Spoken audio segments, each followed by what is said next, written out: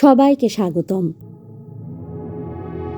আজকে আমরা কথা বলবো বিগ বস 19 এর ফাইনাল নিয়ে, যেখানে পরিস্থিতি এখন এমন জায়গায় দাঁড়িয়ে যে টপ 5 প্রতিযোগীর যে কেউই ট্রফি জিততে পারে। টপ 5-এ আছেন গৌরব খান্না, ফারহানা ভাট, তানিয়া মিত্তল, অমাল মালিক এবং প্রনীত মোরে। যদিও সবাই দারুণ পারফর্ম করেছে, তবে শেষে সালমান খান মঞ্চে একজনের হাতে তুলবেন বিজয়ী হিসেবে। দর্শকদের সেরা 3। বাস্তবতা হলো বিগ বসের দর্শকদের কখনোই একমত হওয়া যায় না, তবে সোশ্যাল মিডিয়ার ট্রেন্ড, কমেন্ট, টুইট সব কিছু দেখে মনে হচ্ছে ফারহানা ভাট এবং গৌরব খান্না সবচেয়ে বেশি জনপ্রিয়তা পাচ্ছেন।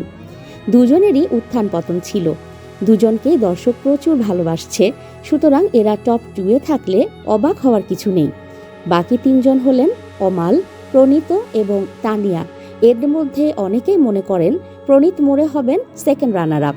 অমাল মালিক বা তানিয়া মিত্তল এদের যে কেউ যেতে পারেন তৃতীয় স্থানে, তবে অনেকের মতে সুযোগ বেশি অমালের টপ 3-এ থাকার। আমার মতে সেরা 3 কারা হবে? আমার বিশ্লেষণ অনুযায়ী ঝগড়াঝাটি, ভুল সঠিক সব বিচার করে আমার টপ 3 হলো Gaurav Khanna winner, Amaal Mallik first runner up, Farhana Bhatt second runner up. কেন?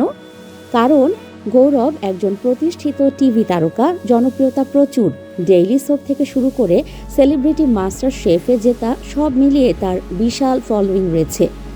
অমালও তার নিজের লিগ্যাসির জন্য বিশাল ফ্যান বেস পেয়েছেন। সালমান খানের সঙ্গে তার টপ 2-এ দাঁড়ানো খুবই সম্ভব। ফারহানা দারুণ খেলেছেন, তবে তার রূঢ় আচরণ ট্রফির কাছাকাছি গিয়েও তাকে হয়তো পিছিয়ে দিতে পারে। আইডিয়াল সেরা 3 অর্থাৎ পক্ষপাতহীন অবস্থায় সেরা 3।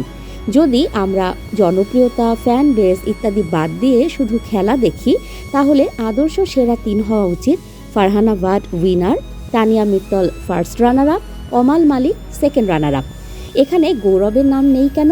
কারণ তার অবদান তুলনামূলকভাবে কম ছিল, আর শেষ কয়েকদিন তিনি অতিরিক্ত চেষ্টা করেছেন যা খেলার ধারার সঙ্গে পুরোপুরি মানানসই হয়নি। তানিয়া প্রথম দিকে স্লো ছিলেন, পরে খেলায় জ্বলে উঠেছিলেন।